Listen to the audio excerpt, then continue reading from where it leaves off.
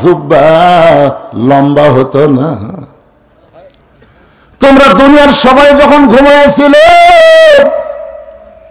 এমন সময় আমার বাবা চুপি চুপি, যেদিন বাবা মদিনার খেলাফতের দায়িত্ব পাইছে সেদিন থেকে আমার বাবার চোখে আর রাতের বেলা ঘুম নাই। আমি একদিন গভীর রাত্রে চেতন পায়ে দেখি আমার মা দরজার পাশে দাঁড়ায় আছে। আমি বললাম, মা এই গভীর রাত্রে দরজার পাশে দাঁড়ায় কি করতেছেন? মা বলে, বেটা তুই জানিস না, তোর বাবা যতদিন সাহাবী ছিল ততদিন আমাকে বুকের মধ্যে নিয়ে ঘুম পাড়তেছিল। হুন্না লিবাসুল্লাকুম ওয়া আনতুম লিবাসুল্লাহুন্না। স্বামী হলো বিবির পোশাক, বিবি হলো স্বামীর পোশাক। কিন্তু যেদিন থেকে খেলাফতের দায়িত্ব পাইছে সেদিন থেকে চোরের মতন চুপি চুপি ঘুরে বেড়ায় কে কেমন আছে নিজের চোখে দেখার জন্যে। কোন চামচা নেই, র্যাব নেই, পুলিশ নেই। ৯৬টা দেশের, আমাদের বাংলাদেশের মতন ৯৬টা দেশের খলিফা চোরের মতন ঘুরতেছে। ফরাতের কোলে একটা কুকুরও যদি না খেয়ে মরে, আল্লাহ ওমরকে জবাবদিহি করতে পারে। আত্তাকুল্লাহ, আল্লাহর ভয় এমনি এমনি হয় না। এই কোরআনের সঙ্গে যাদের সম্পর্ক তাদের পরিচয় তো আল্লাহর ভয় হবে। জোরে কথা ঠিক কি না? চোরের মতন ঘুরতে ঘুরতে হযরত ওমর দেখতে পায় মদিনার মরুভূমির মধ্যে তাঁবু টাঙ্গায়া, ওই তাঁবুর মধ্যে দুইটা ছোট বাচ্চা মা মা বলে কাঁদতেছে। আর মা বলতেছে, গোস্ত সিদ্ধ হলেই তোমাদের খাবার দিব, গোস্ত সিদ্ধ হলেই তোমাদের খাবার দিব।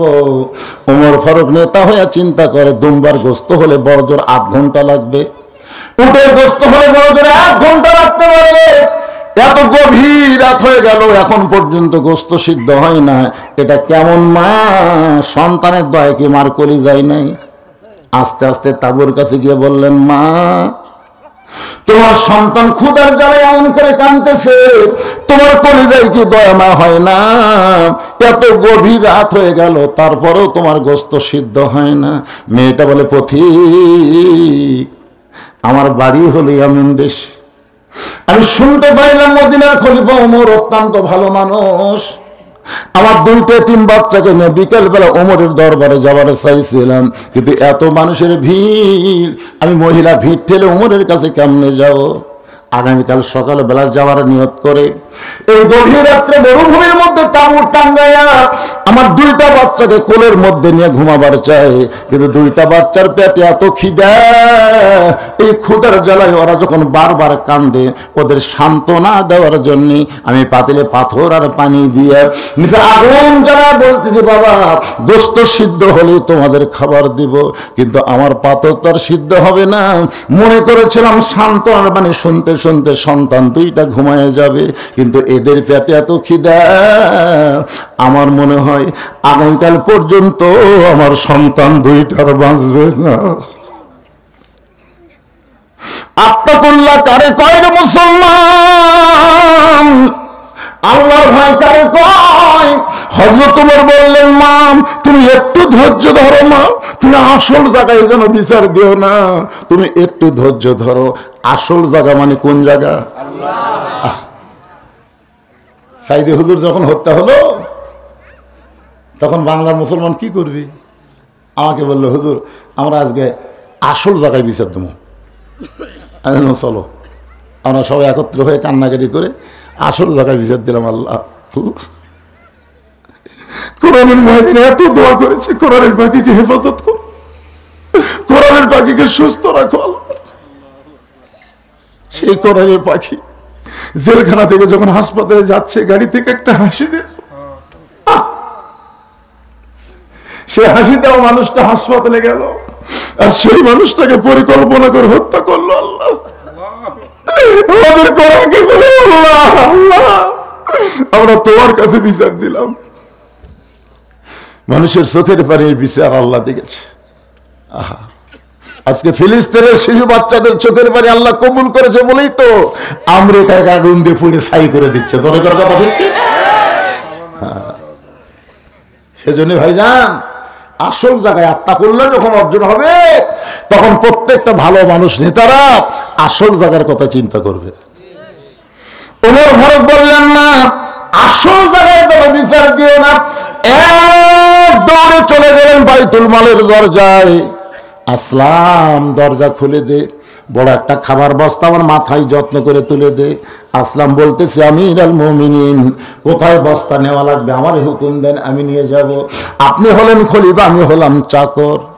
ওমর ফারুক বলে, আসলাম রে, একজনের পাপের বোঝা আরেকজন কেউ মাথায় নেয় না, দে আমার মাথায় উঠায় দে। আসলাম যখন বস্তা মাথায় উঠে দেয়, ওমর ফারুক এত জোরে দৌড় মারে, পিছন দিক থেকে চিল্লায় বলে, হুজুর আমিরুল মুমিনিন, মাথায় বস্তা নিয়ে দৌড় দিতে গিয়ে আপনি পড়ে গিয়ে আপনার বড় কষ্ট হবে। ওমর বলে, আসলাম রে, সময় মতো যদি যাবার না পারি তাহলে জাহান্নামের আগুনকে আল্লাহ ওমর ফুরায় ফেলবে। আত্তাকুল্লাহ, আল্লাহর ভয় কারে কয় দেখে রে। দৌড়ে তাবুরের কাছে পৌঁছে দিয়ে বলে, কে গো, এই গভীর রাত্রে বাবার দরদ দিয়ে আমাদেরকে রুটি হালুয়া খাওয়ান, এমন করে আপনি কেন কাঁদতেছেন, এমন করে কেন কাঁদতেছেন? ওমর ফারুক বলে, আল্লাহ এই অধমকে জাহান্নামের আগুন তুমি বাঁচায় দাও, কারণ তুমি কোরআনে বলেছো, আর আইতাল্লাযী ইউকাযযিবু বিদ্দীন ফাযালিকাল্লাযী ইয়াদুল ইয়াতীম ওয়ালা ইয়াহুদ্দু আলা তাআমিল মিসকিন। তোমরা এতিমের সম্পদ, তোমরা মিসকিনের সম্পদ, গরিব বাংলার সম্পদ বিদেশে পাচার করো, আর ভোটের আগে টুপি মাথার দিয়ে তোমরা গরিবের বন্ধু সাজো। তোমরাই হলো ধর্মের নামে চরম মিথ্যাবাদী। ধরে বন্ধ সব সাইজ হয়ে আসবি। ও বাবা, কাবা ঘরের আতর গাও দিবি, মাথার টুপি দিবি, দুই একটা ছোট ছোট দাড়িও থুবি, ধর্মের নামে মিথ্যাবাদী কারা? মেয়েটা তাবুর মধ্য থেকে বলতে, ঠিক ভালো মানুষের গল্প শুনেছি, কিন্তু মানুষ এমন ভালো হয় নিজের চোখে আজকে প্রথম দেখলাম। আল্লাহ উমরকে যদি মদিনার খলিফা না বানায়, তোমাকে যদি মদিনার খলিফা বানাই, তো মদিনা আল্লাহর জান্নাত হয়ে যেত। আব্দুল্লাহ বলে, সাহাবীরা রে, দুনিয়ার সবাই যখন ঘুমায় গেছে, এমন সময় আমার বাবা চুপি চুপি আমার ঘরের দরজায় আব্দুল্লাহ বলে ডাকতেছে। আমি দরজা খুলে তাকাই দেখি বাবার হাতে একটা পাঞ্জাবি। বাবার হাতে পাঞ্জাবি দেখে আমি খুশি হলাম। আব্বা বাইতুল মাল থেকে আমাকে একটা পাঞ্জাবি দিছে, বাবা আর একটা দিবে রাখছেন, নিয়ে তার বেটা হওয়ার মধ্যে লাভই আছে। তো এখন দেখবেন এমপির বেটা, এমপির শালাকের যা মশান, জোরে কোন কথা ঠিক কিনা? কি মনে করতেছেন বাংলাদেশের মতন ৯৬টা দেশের খলিফা, তার বেটা একটা পাঞ্জাবি বাইতুল মাল থেকে পাশে আর একটা গভীর রাতের বাপ দিবে রাখছে। খুশি হয়ে বলতেছে, বাবা আর একটা দিবে রাখছে। সঙ্গে সঙ্গে ওমর ফারুক আল্লাহর কোরআন থেকে তেলাওয়াত করলেন, ইন্নাল্লাহা ইয়ামুরুকুম আন তুআদ্দুল আমানাতি ইলা আহলিহা ওয়া ইযা হাকামতুম বাইনান নাস আন তাহকুমু বিল আদল। জোরে কোন আল্লাহু আকবার। কি বুঝলেন? ৬ বছর আম বাগানে চাষ করছে, জ্যৈষ্ঠ মাসে দেখতে গেছে আম পাকছে কিনা, যা দেখে গাছের ডালে বসে ছোট্ট একটা বাচ্চা পাক আম পাড়তেছে আর ব্যাগের মধ্যে ঢুকাচ্ছে। বাগানের মালিক বলে, আমি খাইনি, আমার পরিবারের কেউ খায়নি, আর তুই আমার কাছে আম পাড়তেছিস, এ তোর বাপক যে বিচার দেবো রে।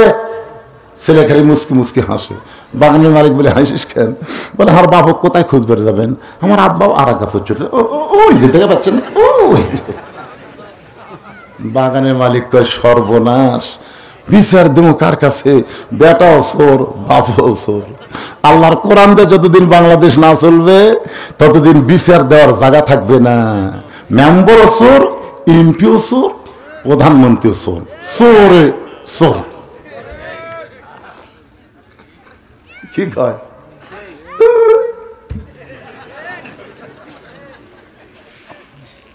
ওমর ফারুক কোরআন আয়াত তেলাওয়াত করে, আব্দুল্লাহ তুই কেমন মনে করলি যে একটা পাঞ্জাবি পাইছিস, আমি তোর আর একটা দিবার আসলাম, এটা আমার ভাগে পড়েছে বাবা, এটা আমার ভাগে পড়ছে। এত খাটো পাঞ্জাবি পরে আগামীকাল জুম্মায় খুদ্া কেমনে দিব ক? বাপের দুঃখের কথা তো বেটাকে বলা লাগবে।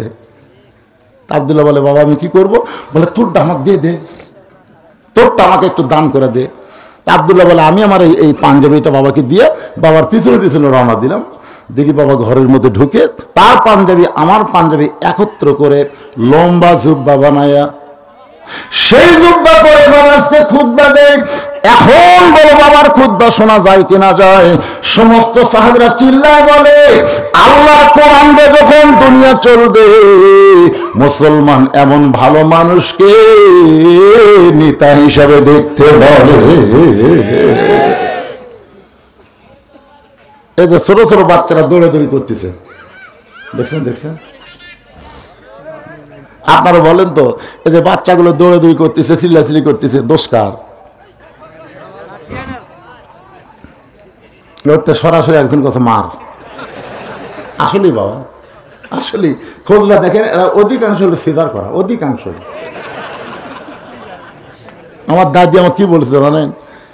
যখন আমি একটু বলো তখন ভাই তো টাইনা বাড়ি করে আসছে, তোর মাথা লম্বা হয়ে গেছে, মানে আমার মাথা একটু বড় আসলে তো মাথা লম্বা হয়ে গেছে। পরে আমরা থাবে তোর মাথা গোল করছি রে। কি বলবো প্রসবের কথা, মা বিনি সেই ব্যথা কেউ তো বুঝিবে না।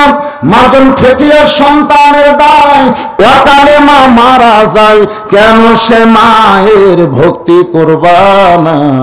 এমন দরদি ভাবে কেউ হবে না আমার মা গো।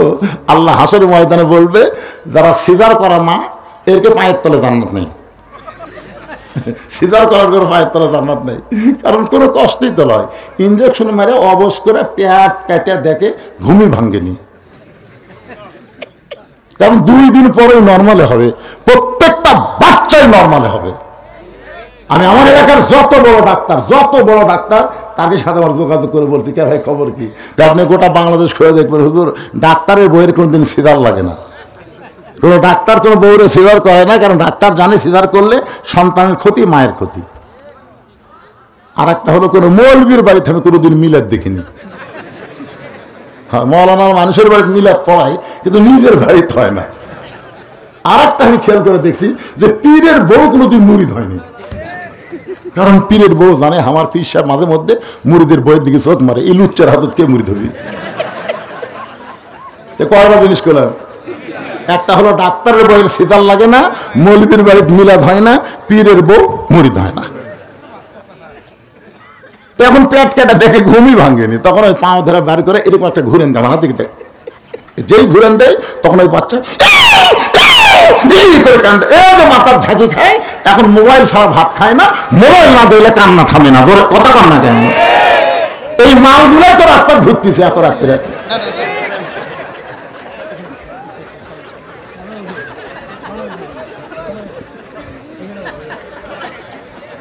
আমার মায়েরা যারা পর্দার অন্তরে বসে আছেন মা, আপনার কিন্তু দুনিয়ার সাধারণ কেউ না।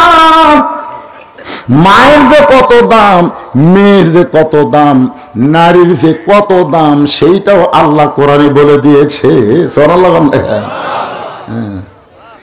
এক জায়গায় আল্লাহ বলেছে আর রেজালু কাওয়ামুনা আলান নিসা। এইটাই তাসলিমা নাসরিন অনির্বাচিত কলমের মধ্যে নিয়ে এসে কয় দেখেন আল্লাহ কি অত বড় স্বার্থপর। দেখছেন আল্লাহ দোষ ধরছে, দোষ ধরে বলতেছে আল্লাহ কইল পুরুষেরা নারীদের উপরে থাকবে, কিন্তু অন্য জায়গায় আল্লাহ কইল হুন্না লিবাসুল লাকুম ওয়া আনতুম লিবাসুল লাহুন্না। নারী হলো পুরুষের পোশাক, পুরুষ হলো নারীর পোশাক। এই জায়গা কিন্তু সমান সমান, কথা কন না কেন?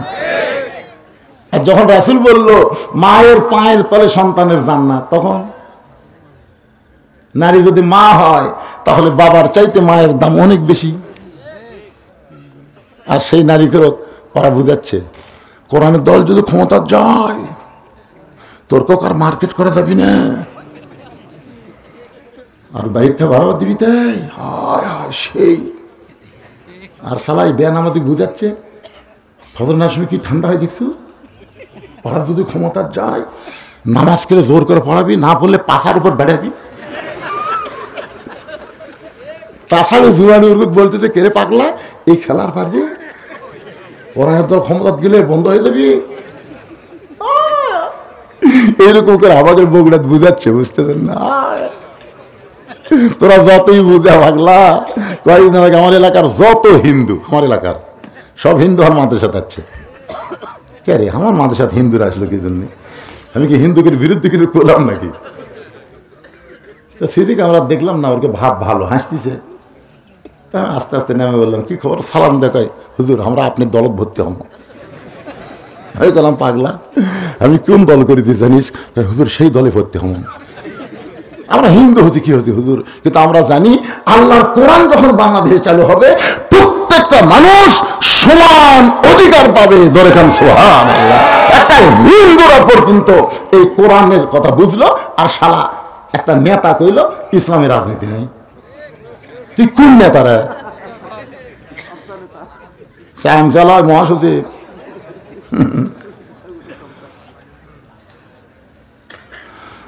তওবা করেন, তওবা করেন। গোটা কোরআনই হলো আল্লাহর নীতি। জোরে খান কথা ঠিক কিনা? বিরক্ত হচ্ছেন? আমার মায়েরা পর্দার অন্তরে বসে আছে, তাদের বাচ্চারা রাস্তায় ঘুরতেছিল, এই কারণে একটু দাবলি দিলাম। আমার মায়েদের জন্য কিছু না বললে, আগেকার বক্তাও বলেনি, আমি শুনছি খেয়াল করে। এখন আমিও যদি কিছু না বলি তাহলে খালি মরদ কর্মী হলে হবে না, নারী কর্মী আমাদের দরকার। জোরে খান ঠিক কিনা? আমার মায়েরা শোনেন, আল্লাহ নবী একজন ফাতেমার ঘরের মধ্যে গিয়ে দেখে ফাতেমা বসে বসে কাঁদতেছে। রাসূল ফাতেমার থুতুনির তলে হাত দিয়ে বললেন, মা কি জন্য কাঁদতেছিস? ফাতেমা বলে, বাবা এমন একটা গরিবের সঙ্গে আমার বিয়ে দিলেন বাবা, যে স্বামীটা ঠিক মতো সংসারের সবকিছু জোগাড় করতে পারে না। আমার দুইটা হাসান হোসাইন ক্ষুধা জলে কাঁদতে কাঁদতে আপনার কাছে খুঁজতে গেছে বাবা, এই সুযোগে আপনি আমার কাছে আইছেন। আল্লাহ নবী বলেন, ফাতেমা বাল তুসিরুনাল হায়াতাদ দুনিয়া ওয়াল আখিরাতু খায়রুন ওয়া আবকা। ফাতেমা রে, এমন কোন ব্যবহার যেন কোনোদিন না করিস মা, যে ব্যবহারে আমার আলী কষ্ট পায়। দুনিয়ার বহু ধনী ধনী যুবক তোকে বিয়ে করবার চাইছিল, আমি ধনীদের সঙ্গেই তোকে বিয়ে দিবার চাইছিলাম মা, কিন্তু আল্লাহ ঘটকালি করে ওই আলীর সঙ্গে তোর বিয়ে হলো। তুই আলীর উপরে মন খারাপ করিস না। সঙ্গে সঙ্গে ফাতেমা বললেন, বাবা তাহলে এই যে কষ্ট, এই যে রাত থেকে বাঁচতে গেলে আমি কি করব? আল্লাহ নবী বললেন, 33 বার সুবহানাল্লাহ বলবি, 33 বার আলহামদুলিল্লাহ বলবি, 34 বার আল্লাহু আকবার আমল করবি, তখন দেখবি দুনিয়ার মহব্বত কমে যাবে, আখিরাতে চিন্তা আল্লাহ তোর অন্তরে বাড়িয়ে দিবে।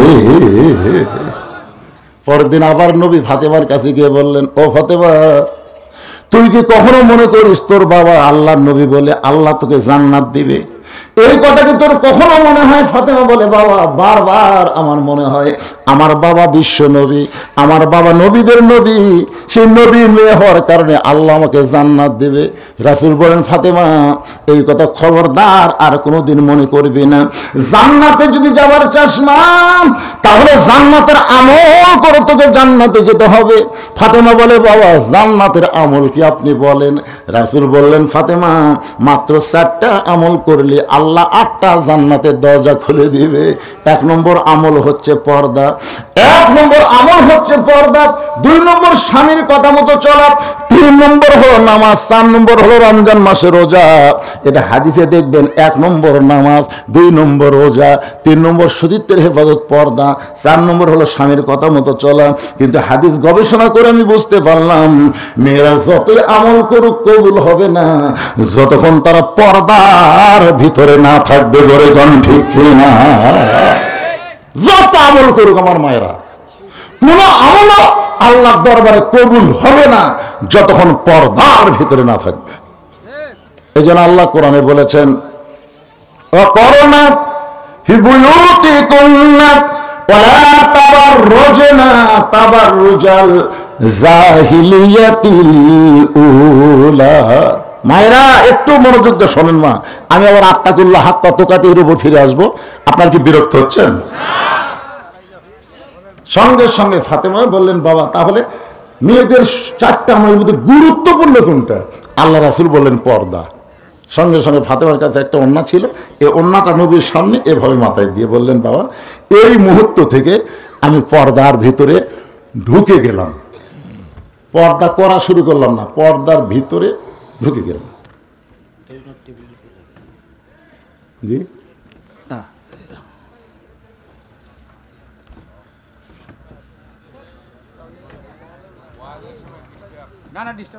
কোনো ডিস্টার্ব নয়।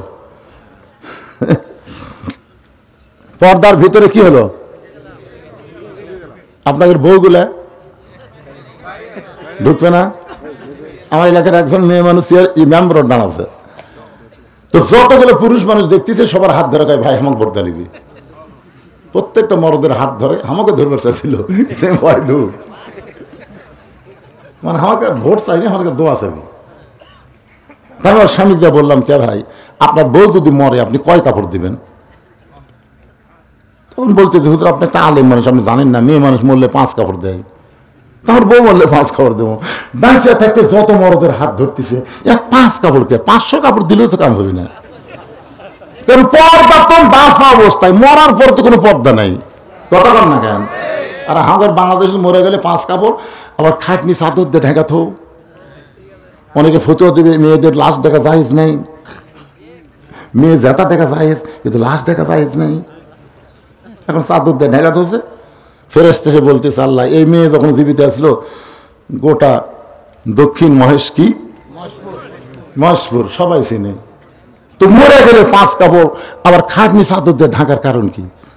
আল্লাহ বলতেছে দেশের নাম বাংলাদেশ রে, ওই দেশে মানুষের আইন চলে, আল্লাহর আইন চলে না।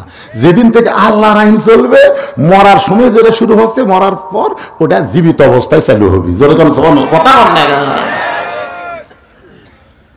মানুষের আইন যতদিন চলবে। আমার মায়েরা পর্দা বুঝতে পারতেছে না, পর্দা কাক কয়। আজকে একটু মনোযোগ দিয়ে শোনেন মা, আপনাদের কারণে আমাদের ছেলেগুলো হিরোইন খায়, গাঁজা খায়, আফিম খায়, ফেন্সিডিল খায়, খালি মেয়ে মানুষের কারণে। আর এই মুনির খানের বিরহের গান কি এক ইয়া পাশে অঞ্জনা, কিসের এক অঞ্জনা, কোথায় গেছা অঞ্জনা আমার জীবন বাঁচে না। শোনেন বাবা, যুবকেরা শোনো, তোমাদের জন্য ভালো হবে মেয়েরা যদি পর্দার ভিতরে চলে যায়। সুবহানাল্লাহ দেখেন, কারণ একই গাছের কলা, এক গামলায় শোঁচাওয়ালা আর এক গামলায় ছিলা, একই গাছের কলা। বাজারে যে বসে আছে খরিদ্দার এসে খালি শোঁচাওয়ালা, ভাই কত করে কেজি, ভাই কত করে হালি, কে একই গাছের কলা, এই গামলার চোখত পড়ে না। তোর না না না টাকা দিয়ে মহারণা দিয়ে শিলা কলা নেব, টাকা দিয়া শিলা কলা নেব। আরে পাগলা তুই কি কলা শিলা খাইস না? শিলাই খাই, তার আগে থেকে শিলা আছে, লিবু আর খাবো। আপনার বলেন তো বাংলাদেশের কোন খরিদ্দার শিলা কলা মহারণা দিয়ে লিবি? আজকে মেয়েদের মহারণা কেন বাকি আর মোটর সাইকেল লগত কেন? একটাই কারণ, শিলা কলা। আমার মায়েরা যারা পর্দা করছেন একটু পর্দার শোনেন। গভীর রাত্রে ফাতেমা হযরত আলীকে বুকের মধ্যে নিয়ে কাঁদতেছে। আলী বলতেছে ফাতেমা হঠাৎ কান্দার কারণ কি? বলে স্বামী গো, আল্লাহ তাআলা আমার দোয়া কবুল করছে। আলী মুচকি মুচকি হাসে আর বলে ফাতেমা আল্লাহ দোয়া কবুল করছে, শুকরিয়া আদায় করে আনন্দ করো, কান্দো কেন? বলে স্বামী কি দোয়া কবুল করছে আপনি কি শুনবেন না? আলী বলে ফাতেমা কি দোয়া কবুল করেছে? ফাতেমা বলতেছে আল্লাহ পর্দার মধ্যে আমার মৃত্যু দিবে। আলী বলে ফাতেমা সারা জীবন পর্দার মধ্যে ছিল, পর্দার মধ্যেই মারা যাবে, তাহলে কেন কাঁদতেছো? ফাতেমা বলে স্বামী গো, এই মৃত্যুটা কবে হবে সেইটা কি শুনবেন না? আলী বলে পাগলি রে, মরার খবর কেউ বলতে পারে না। ফাতেমা বলে স্বামী গো, আল্লাহ পাক আমাকে জানাইছে, আল্লাহ পাক আমাকে জানাইছে আজকে গভীর রাত্রে ফাতেমার মৃত্যু হবে। গাছের গোড়া কাটলে গাছটা যেমন পড়ে যায়, হযরত আলী তেমনি পড়ে গেলেন ঘরের মাঝায়। ফাতেমা মুচকে মুচকে হেসে ওই স্বামীর মাথা উরাতের উপরে নিয়ে কপালে একটা চুমা দেয়, বলে স্বামী গো এমন করে আপনি কাঁদবেন না, কারণ দুনিয়া থাকার জায়গা না, আসলে যাইতে হবে। আমার মায়েরা আজকে যারা যুবতী আছেন, আজকে যারা ষোড়শী সুন্দর আছে মনে করতেছেন এইরকম মনে হয় আপনারা সারা জীবন থাকবেন, এইরকম রূপ যৌবন থাকবে না। একদিন আপনারাও দাদি হবেন, নানি হবেন, তখন বোরকা পরবেন, কোন লাভ হবে?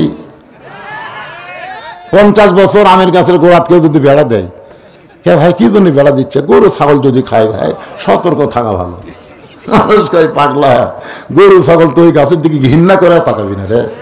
বেড়া যদি দিবে ওই সব লকলকা পাতা বার আছে ছোট গাছ, ওরা বেড়া দে। কারণ গরু ছাগল খালি গাছ খাবি না, ধর্ষণ করবি, ভেঙ্গে ফেলে দিবি। যেরকম কথা ঠিক কে না?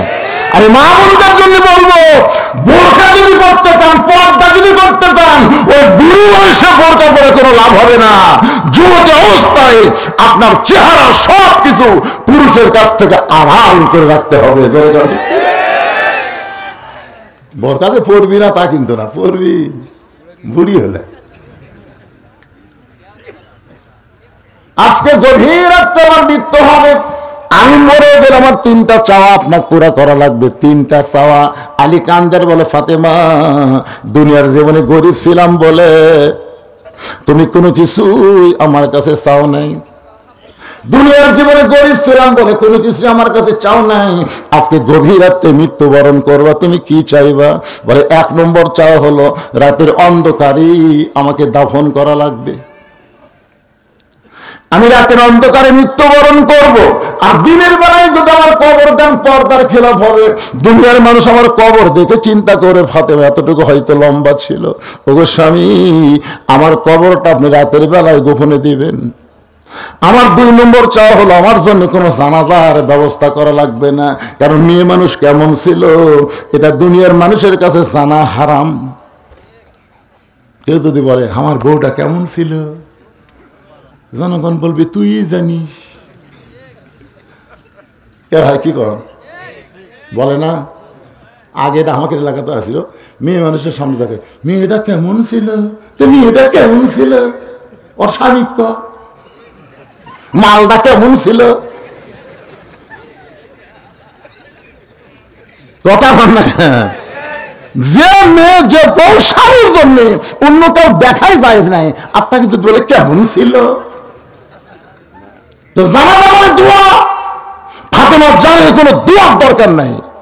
দুনিয়ার সমস্ত মানুষ যদি বলে ফাতেমা খারাপ, আর আপনি যদি বলে আমার ফাতেমা ভালো, স্বামীর 1 সার্টিফিকেটে ফাতেমার 8টা দরজা খুলে গেল, 8টা জান্নাতের দরজা খুলে যাবে। এই জন্য মা বোনদের জন্য বলবো, মা দুনিয়ার কোন পুরুষের কাছে আপনার ভালো হওয়ার দরকার নাই, আপনার স্বামীর কাছে আপনাকে ভালো হতে হবে। 2-1 বউ লব উল্টা কয়, লব উল্টাই, খালি তুমি আমার দেখতে পারো না, গোটা পাড়া খুঁজে দেখো আমার বিরুদ্ধে কেউ নেই। কে রে তুই কি ওভার ডিউটি করিস নাকি? কি মনে করতেছেন? আমার 3 নম্বর চাওয়া হলো আমার লাশটা খাটনিতে তুলবেন না। আমি ফাতেমা হিসাব করে দেখলাম 4 জন মানুষ যে খাটনি কান্দে নিবে, এমন 4 জন পুরুষ দুনিয়াতে নেই। আমার বাবা যদি আজকে দুনিয়াতে থাকতো, মরা মেয়ের লাশের খাটনি বাবা কান্দে নিবার পারত, কিন্তু 6 মাস আগে আমার বাবা দুনিয়া থেকে বিদায় নিয়েছে। আমার হাসান হোসেন এত ছোট, এরা মায়ের লাশের খাটনি কান্দে নিবার পারবে না। শুধু আপনি আমার লাশটা কান্দে করে নিয়ে ওই জান্নাতুল বাকির পূর্ব কোণায় সবুজ রঙের একটা বাতি জ্বলবে, ওই বাতি বরাবর আমাকে দাফন করবে। যদি কবর খুঁড়তে আপনার কষ্ট হয়, আপনার একান্ত বন্ধু যদি কেউ তাকে দুনিয়ায়, তারে বলবেন সে যেন গোপনে কবর খনন করে দেয়। দুনিয়ার কোন মানুষের কাছে ফাতেমার কবরের খবর যেন গল্প না করে। হযরত আলী গভীর রাতে আবু যর গিফারের জানলার কাছে ছোট বাচ্চার মতন ফোঁপায় ফোঁপায় কাঁদতেছে। আবু যর গিফারি দরজা খুলে বলে, আলী ভাই জীবনে বহু যুদ্ধ তোমার সঙ্গে করলাম, কোন যুদ্ধে পরাজিত হয়ে তোমাকে কাঁদতে দেখি নাই। আজকে তোমার জীবনে এমন কি যুদ্ধ শুরু হলো, এই গভীর রাত্রে আমার জানলার পাশে কাঁদতেছো? আলী বলতেছে, আবু যর একজন পর্দানিশী গভীর রাত্রে মৃত্যুবরণ করবে, এই গভীর রাত্রে তাকে দাফন করা লাগবে, এই জন্য গভীর রাত্রে তার জন্য কবর খোঁড়া লাগবে। আবু যর বলে আলী রে সেই পদ্মা নিশি কে গো, তার নাম কি তোমার মুখস্থ নাই? আলী বলতেছে আবু যর আজকে গভীর রাত্রে আমার ফাতেমা হাসান হোসেনকে ছেড়ে দুনিয়া ছেড়ে বিদায় নেবে। আবু যর হোসেন নানা নানা বলে কান্দে, নবীর ঘুম ভাঙ্গা যাবে। এদিনে যতদিন নানাকে খুঁজবে তোমরা যেন কেউ রওজা দেখায় দিও না। আজকে 6টা মাস আমার 2টা সন্তান চোখের পানি বন্ধ করে নাই, আবার আজকে গভীর রাত্রে মা দুনিয়া থেকে চলে যাবে। আবু যর গিফারি বলে আলী রে তোমার হাসান হোসেনকে তুমি কেমনে সামলাবা? আলী বলতেছে যা আগে কবর কর।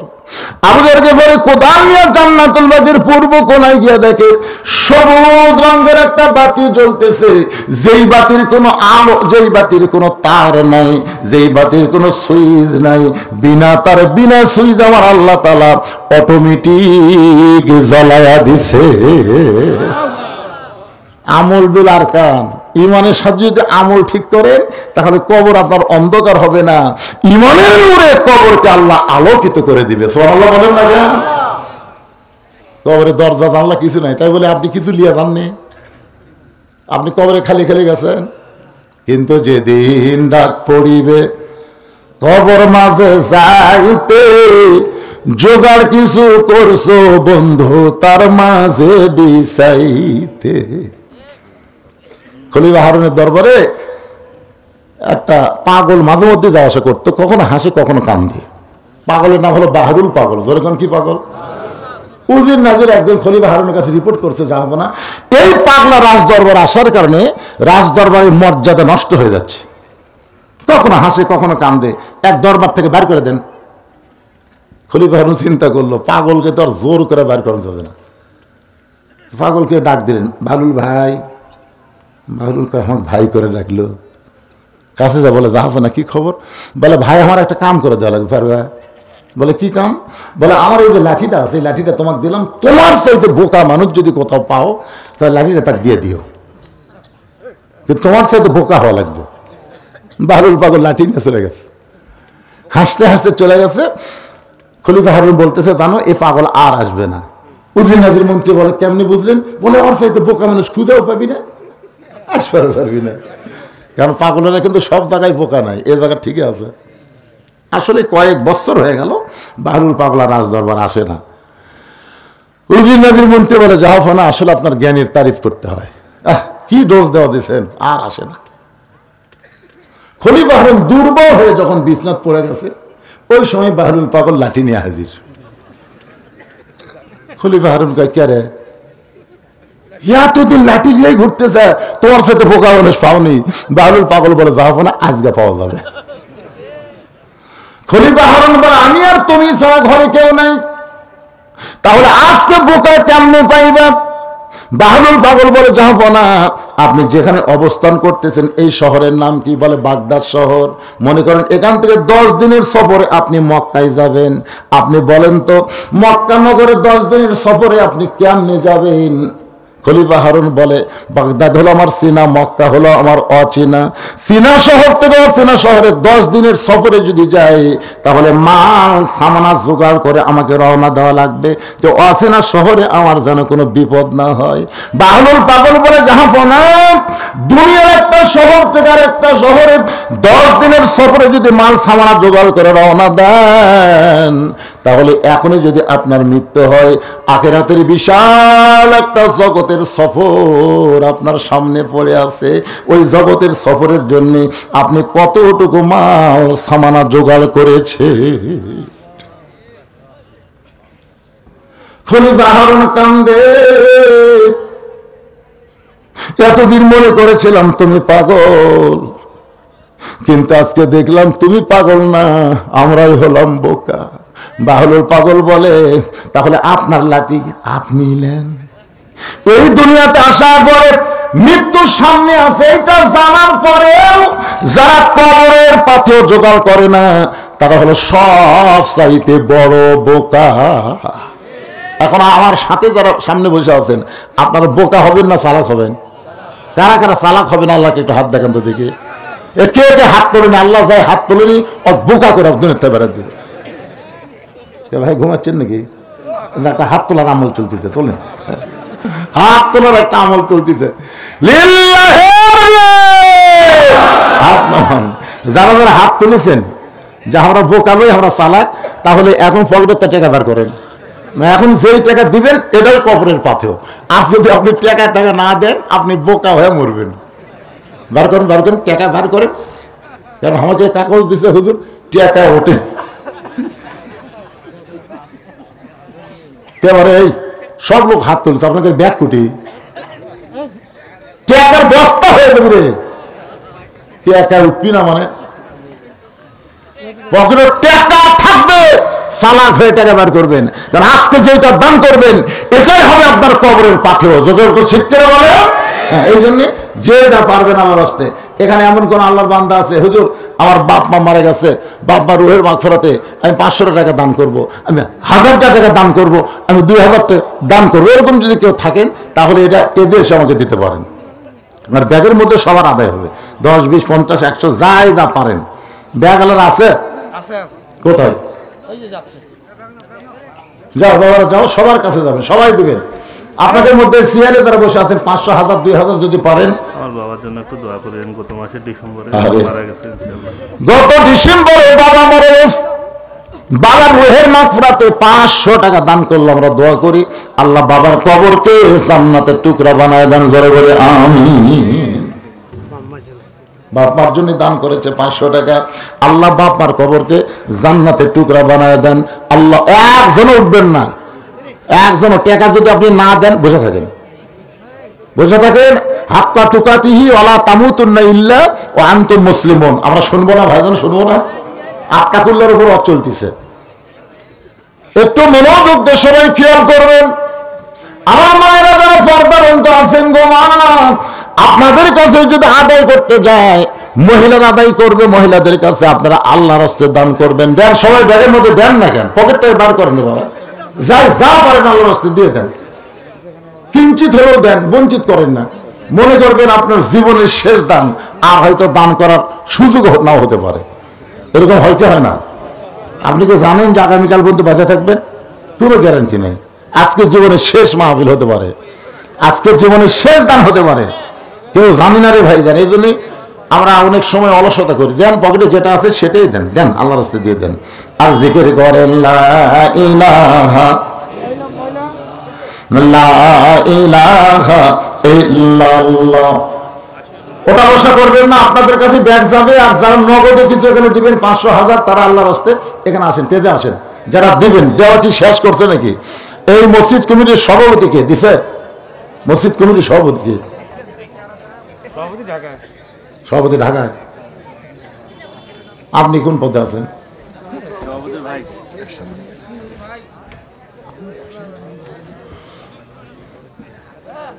দেন, দেন, সবাই দেন। মসজিদ কমিটির সেক্রেটারি, সদস্য, এনারও দেওয়া লাগবে না। অজুখানা বলে করা লাগবে আপনাকে, মসজিদের অজুখানা করতে হবে। অজুখানা নির্মাণের জন্য 10টা বস্তা সিমেন্ট দিবেন। এরকম কোন দানবীর আছেন যে হুজুর মসজিদের অজুখানা হবে, আমি 10 বস্তা সিমেন্ট দিলাম, আমি 5 বস্তা সিমেন্ট দিলাম, আমি 2 বস্তা সিমেন্ট দিলাম, তাহলে এখানে লেখায় দিবেন। আর ব্যাগগুলো যেগুলো আদায় হচ্ছে, ব্যাগগুলো সব যেন টেজে আসে, অন্য সাইডে যেন না যায়, এদিকে খেয়াল করবেন। হ্যাঁ, সবাই দেন, সবাই দেন। লা ইলাহা ইল্লাল্লাহ, লা ইলাহা ইল্লাল্লাহ, লা ইলাহা, লা ইলাহা ইল্লাল্লাহ মুহাম্মাদুর রাসূলুল্লাহ সাল্লাল্লাহু আলাইহি সাল্লাম। আবু যর গিফারি কোদালটা কবর করতে করতে বলে, কবর তুই কি বলতে পারিস? কবর এই গভীর রাত্রে, অন্ধকারে রাত্রে বেলা কেন কবর খুঁড়তেছি, তুই কি বলতে পারিস? আজকে তোর মধ্যে এমন একজন মহিষী নারীকে দাফন করা হবে, নবীর মেয়ে হওয়ার পর নবী তাকে মা বলে সম্মান করেছে। যেরকম সুবহানাল্লাহ। ফাতেমা নবীর কে ছিল? মেয়ে। যেরকম কে ছিল? কিন্তু নবী তাকে মায়ের মতন সম্মান করেছে। এ কবর, খবরদার বেয়াদবি করবি না। কারণ তোর মধ্যে এমন একজন মাকে রাখা হবে যার 2টা সন্তান জান্নাতি যুবকদের সর্দার হবে। সাইদুস শাবাবি আহলিল জান্নাহ হাসান হোসাইন রাদিয়াল্লাহু তাআলা আনহুমা। রে যুবকেরা, মেসি নেইমারের পাগল না হইয়া হাসান হোসাইনের পাগল হও। আমার কথা কি বুঝতে পারছেন? এখনকার ছেলেরা সব আর্জেন্টিনা মেসি আর ব্রাজিলের নেইমার, মেসি নেইমারের পাগল হয়। যুবক, জান্নাতে যাওয়ার গেলে জান্নাতে যুবকদের সর্দার হবে হাসান আর হোসাইন। সে হাসান হোসেনের মাকে দাফন করা হবে। খবরদার কবর বেয়াদবি করবি না। আবার কোদালটা কবর করতে করতে বলে, কবর রে, তোর মধ্যে এমন একজন বিবিকে রাখা হবে যার স্বামী হলো আসাদুল্লাহিল গালিব। খবরদার কবর বেয়াদবি করিস না। জি, মসজিদের সেক্রেটারি বাম্মা আফসার আলী নূরজাহান 10 বস্তা সিমেন্ট। মাশাআল্লাহ, মসজিদের সেক্রেটারি সাহেবের বাপ মা নূরজাহান আফসার আলী মিলে ওযু খানার জন্য 10 বস্তা সিমেন্ট। জোরে বলেন মারহাবা। তো বাপ মা দিল, সেক্রেটারি কি দিল? হ্যাঁ, বাপ মা চিন্তা করতে হ্যাঁ বেটা সেক্রেটারি হয়ে লড়ে না, কথা কয় না, বাধ্য হয়ে তারাই দিছে। তো সেক্রেটারি কি দিবি? নয় বাপ মাটার দেওয়াই শোক। সভাপতি ঢাকার, সেক্রেটারি বাপ মার উপর দিয়ে বাড়ি দিল। তো কেশিয়ার কে আছে? ঠিক কেশিয়ার, কেশিয়ার সাহেব কে? পিছনে আছে এই যে কোনটা? ডাক্তার শরীফুল নতুন হাদিস। বাবা কো ওযু খানার জন্য দেয়ালে বাবা কো। মাশাআল্লাহ, মসজিদের কেশিয়ার সাহেব 10 বস্তা সিমেন্ট চড়েন। মসজিদের যারা সদস্য আছে, মসজিদের সদস্য নেই, এত সদস্যগুলো কোথায়? আপনাকে ওযুখানা হয়নি, ওযুখানায় সিমেন্ট খালি দিলে হবে তাই টাইলস দেওয়া লাগবে ওযুখানার জন্য? সহসভাপতি কে? সহসভাপতি আপনাকে যে প্রধান অতিথি বিশেষ অতিথি তারা দিয়ে গেছে কিছু?